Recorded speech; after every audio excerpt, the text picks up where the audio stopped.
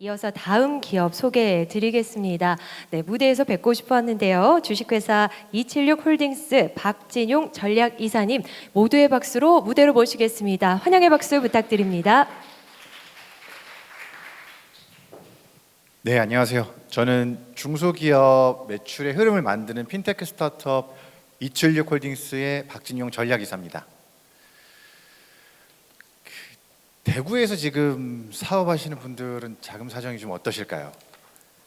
다들 뭐 지금 안 좋은 소리들이 많이 나오고 있는데 우리나라 전체적으로 기업들은 계속 자금난에 시달리고 있죠. 돈맥경화라고 표현을 저희가 하고 있고 상황을 조금 자세히 들여다보면 조금 더 안 좋아지고 있습니다. 원재료 비용은 계속 증가를 하는데 꾸역꾸역 만들어서 팔아도 결제는 계속 외상이 걸리고, 그래서 우리나라에서 외상으로 걸려있는 외상 매출 채권이 1년에 5천조 정도 발행되고 있다고 합니다. 이게 여러 가지가 이유가 있겠지만 이렇게 외상이 걸렸을 때 다시 재생산할 수 있는 자금이 없어가지고 자금이 막히고 결국 매출의 흐름이 막히는 건데요. 좋은 회사들이랑 계약을 체결해서 공급을 하려고 해도 이 돈이 막히면 그 계약이 포기가 되는 거예요. 근데 은행권이나 기관권에 찾아가면 일단 내 신용도가 떨어져 있는 상태니까 추가 여신, 추가 대출이 안 나오고, 기관이든 은행이든 비슷한 관점으로 심사를 진행하기 때문에 여기서 되면 저기서도 되고 여기서 안 되면 저기서도 안 되는 악순환이 발생을 하고 있습니다. 삼성의료원 같은 데랑 계약을 해서 거지 같은 거 납품을 해도 그쪽에서 전자어음으로 외상채권을 주는데 은행에서 할인이 안 되는 케이스들이 많이 있습니다. 저희는 이런 문제들을 조금 더 단순하고 새로운 관점으로 접근해서 해결을 해보고자 하고 있는 건데요. 그래서 핀테크, 새로운 금융의 방식을 비금융적인 방식으로 접근해보자 합니다. 저희가 일단은 매출 채권이라는 것을 유동화하기 위해서는 중소기업들이 종이계약서로 가지고 있는 것들이 전자원장이 되어야겠다라는 생각을 해서 전자원장 관리를 할 수 있는 매출채권 플랫폼을 구축을 했습니다. 2022년도에 오픈을 했고요. 지금 1000개의 회사들이 약 6,500억 원가량의 매출채권을 등록한 상태입니다. 핵심 기능은 양수도를 위한 기능 대행이에요. 그 중에서 양수도에 해당하는 부분에 저희가 주력하고 있는 서비스는 플로우페이라는 서비스입니다. 아까 말씀드린 비금융적인 방식이라는 게요, 결국은 결제가 외상돼서 돈이 못 들어올 때 재생산할 수 있는 자금이 없는 건데, 생산자들이 생산에 필요한 자금, 그 중에서 원재료를 사는데 필요한 돈을 빌려드리는 게 아니라 저희가 그냥 원재료를 사서 드려요. 유통으로 공급해드려요. 이건 금융이 아니라 유통의 방식입니다. 저희는 그래서 하이브리드 금융이라고도 하고 있고요. 구체적인 사례로는 닭꼬치를 만들어서 프랜차이즈에 납품하는 공장에 닭고기를 사서 공급해드렸어요. 브라질산 닭 3천만 원어치를 사서 공급해드리고 2주 뒤에 결제를 받는 흐름이었습니다. 유통마진은 한 2.5%, 3% 정도 됐었고요. 이게 좋은 게 대출이 아니니까 기업 여신 한도 이런 거랑 상관없어요. 부채 계정으로 잡히지도 않아요. 건 단위로 필요할 때 그때그때 가볍게 쓰실 수가 있고, 한번 공급 계약을 맺어놓으면 추가로 필요할 때 바로 조달이 가능하니까 간편하고 신속하죠. 저희가 궁극적으로는 대형 자금을 유치해야 되는데, 대형 자금 기관, 팩터들의 입장에서는 가장 중요한 게, 우리나라는 대출을 해주면 대출의 안전장치가 안 되거든요. 보험이라든가 체결 다 그냥 추심해야 되고 대손 떨어야 되고 하는데, 유통의 방식으로 가면 매출이 발생하니까 매출채권 보증보험이라는 게 체결이 됩니다. 저희가 신보라든가 SGI라든가 이런 기관들을 활용하고 있는데, 이쪽에서 한 80% 정도 그 보전이 가능한 보험을 사용하고 있고요. 무엇보다 중요한 것 중에 하나가 수익률입니다. 우리나라는 이자제한법이라는 대출이자 제한이 있죠. 연 20%. 대출을 받았는데 이자가 20%면 굉장히 비싼 거예요.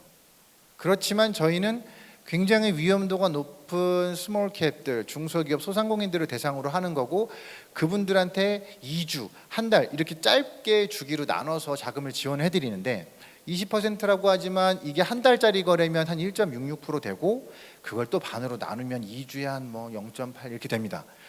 근데 그렇게 해서 돈을 날리면 0.81% 이렇게 받자고 할 수 있는 게 아니에요. 리스크가 거기에 해당하는 수익률이 나오지가 않는 상황이 발생하는데 유통으로 풀어보자면 쿠팡도 그렇고 네이버페이도 그렇고 카카오페이도 그렇고 10,000원짜리 물건 사가지고 내일 11,000원에 팔면 하루 만에 수익이 10%죠.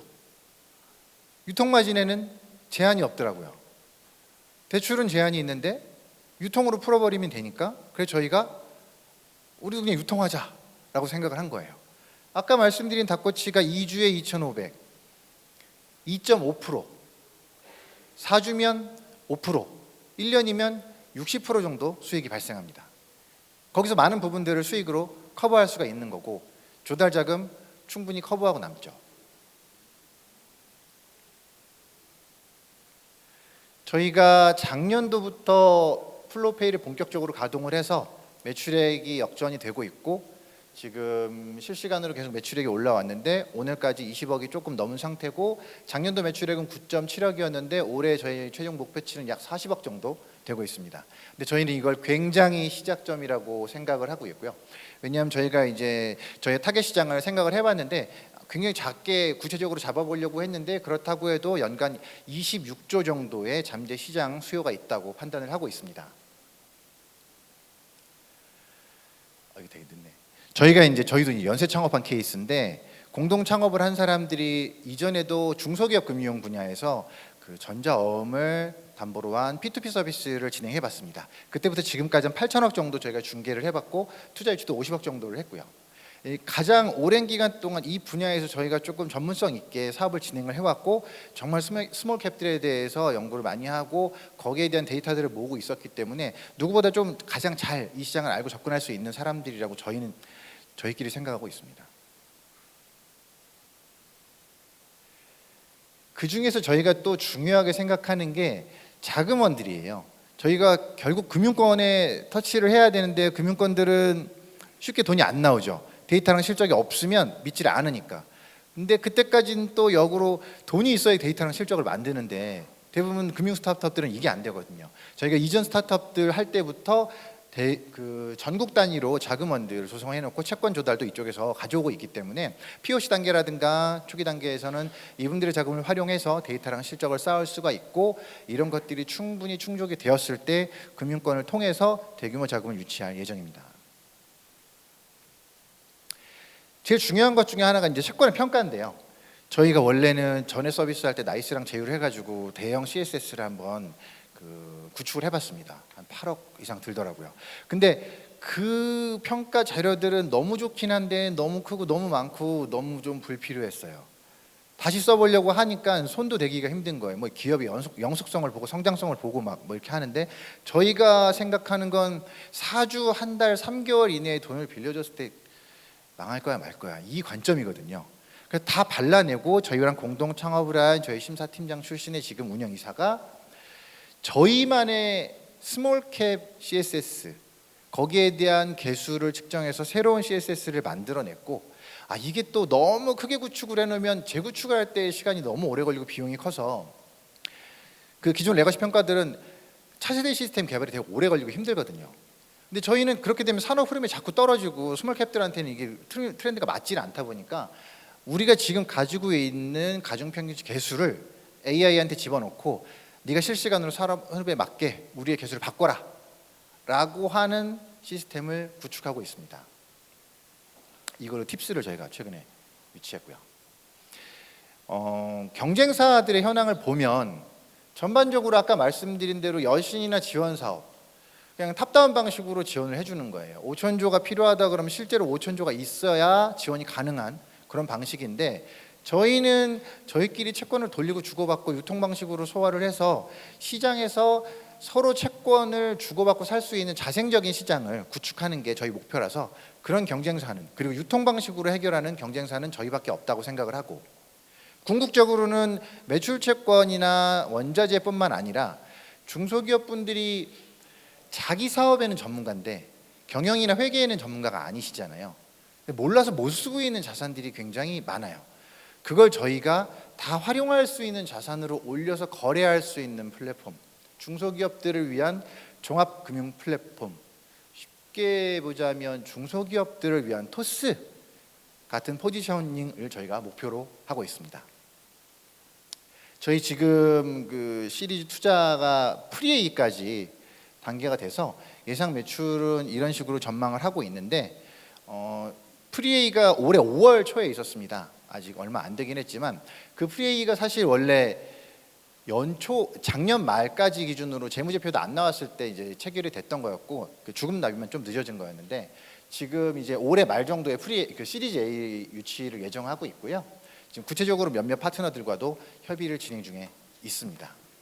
이상으로 중소기업들을 위한 핀테크 솔루션 276 홀딩스였습니다. 감사합니다. 네, 276 홀딩스 박진용 전략이사님과 함께 했습니다. 이어서 질문과 답변 나누는 시간 이어가도록 하겠습니다. 네, 바로 마이크 전달 드리겠습니다. 김문기 부지점장님 말씀 부탁드릴게요. 네, 혁신적인 그 핀테크 사업 아이디어 잘 봤고요.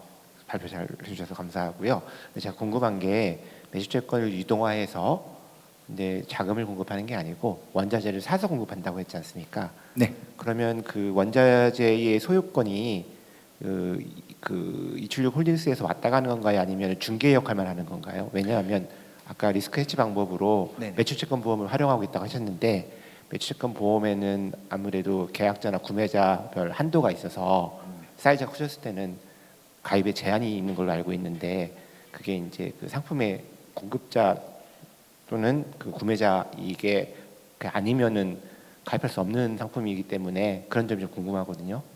저희 고객사가 있고 원래 원자재를 사오시던 공급자가 있었을 거예요. 그 둘 사이의 관계에 저희가 중간에 들어가서 거래를 연결해 주는 거고 메인 매출 계산서를 저희가 끊습니다.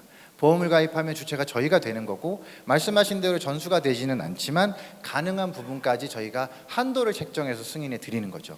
그래서 그게 저희의 보안 장치가 되는 것이 보증보험이 가능하다고 하면 보증보험 체결이 가능한 것도 보증보험사의 심사가 통과가 된 거기 때문에 저희 심사와 보증보험사의 심사를 병합해서 그만큼을 연결해 드리는 구조를 짜고 있습니다.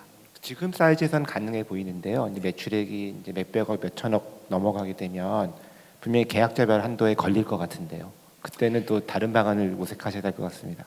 예, 그 시간이 될까? 좋은 질문 감사드립니다.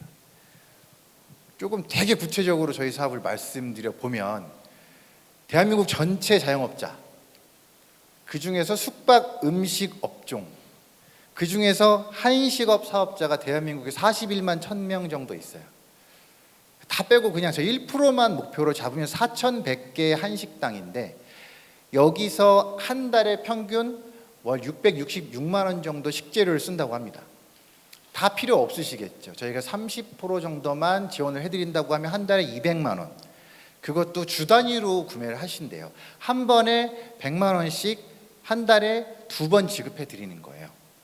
그러면 1년에 100만 원씩 나눠서 24번 4,100개의 사업장에 공급을 해드리면 연단위 매출 트랜잭션이 984억입니다. 매출액 984억. 이게 전체 시장의 0.001%도 아닌 거예요. 저희가 굉장히 스프레드를 낮고 짧게 가져가려고 하는 거고요. 한 사업자에 대한 리스크를 최대한 낮추는 거고 984억을 하려면 저희한테 984억이 있어야 되냐. 결국은 100만 원 받아서 지원해드리고 돌아오면 또 넣어주는 거니까 실제로는 40억만 있으면 돼요. 40억을 가지고 계속 돌렸을 때 984억이 나오면 자 수익 관점에서 아까 말씀드린 대로 2주에 저희가 많이 책정하지 않고 유통마진 2.5% 책정합니다. 한 달에 5% 1년에 60%니까 40억을 회전시켰을 때 저희의 수익금은 24억 정도가 발생하는 것이고요. 저희는 뱅커가 아니라서 그 모든 리스크를 다 해칭해서 가지 않습니다. 무조건 모든 게 안전하려고 하면 저희가 은행을 해야겠죠. 대손을 할 수 있는 부분들도 감안을 하고 조달 자금을 가져올 때 금리도 감안을 해야 됩니다. 저희 수익 안에 그런 부분들이 녹여져 있고 최대한의 안전장치도 보증보험을 체결하는 것이죠. 저희는 그런 관점에서 최대한의 가능성을 가지고 전체 시장에 낮고 빠르고 넓게 침투하려는 전략입니다. 네, 답변이 되셨을까요? 고맙습니다. 네, 바로 뒤편에 계시는데요. 김현수 차장님께 마이크 전달드리겠습니다. 네, 이사님 발표 잘 들었습니다. 앞서 나왔던 질문하고 비슷한 맥락의 질문일 수 있는데 오늘 발표에서 이제 그 기존의 이제 선정산 서비스 업체들이나 아니면 이제 P2P 금융 쪽과 달리 우리가 이제 유통으로서 이거를 매출 채권 유동화를 이제 풀겠다라고 이제 이해는 했는데 이게 그렇다고 해서 그 채권 대상의 그러니까 대상 채권의 이제 부실 위험이 감소되는 거는 아니라고 봤거든요. 그래서 이 부분에 대해서 이 리스크에 대해서는 결국 우리도 다 이제 좀 이제 리스크에 대한 분석을 이제 사전에 충분히 하면서 관리를 해 나가야 할 텐데 아무리 기간이 짧고 규모가 작다 하더라도요.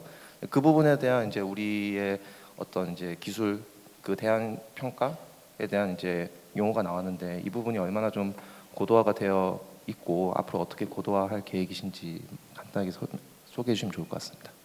시간 괜찮은가요? 짧게 부탁드릴게요. 지금 뭐 팀맵 사태도 있고 P2P도 지금 터져가지고 난리인데요. 저희가 이제 P2P를 해보고 사실 저희가 그 커리어가 많아서 느낀 건데 한 곳에 다 몰려 있었던 게 문제입니다. 지금 800억 터지고 3천억 터지고 한 게 결국 한쪽 피지 그 뭐 2차 피지라고 하던가 말도 안 돼. 그 뭐 어쨌든 그런 거에 몰려 있었는데 저희가 최대한 낮고 빠르게 뿌린다는 건 저희가 채권을 다 가지고 있는 게 아니라 채권 자체도 분산을 하는 거고 지금 인터넷 뱅킹들 중에서 우리나라 인터넷 뱅킹 세계 회사가 전부 다 기업 여신이 없어요. 되게 하고 싶어 하거든요. 그런 쪽들이랑 지금 NDA 상태로 저희가 협의를 하고 있는 내용들이 있는데 그런 부분에서 STO화, 뭐 신탁화 이런 방식으로 해서 채권들을 나눠서 이관해 드리는 작업들에 대해서 논의를 하고 있는 거라서 그런 부분들은 기술적으로 저희가 충분히 해칭을 해내고 원하는 구조로 제공을 해드릴 수 있다라고 저희는 생각하고 있습니다. 네, 고맙습니다. 이것으로 이번 시간 마무리해야 할 것 같습니다. 지금까지 276홀딩스 박진용 전략이사님과 함께했습니다. 큰 박수 부탁드릴게요. 감사합니다.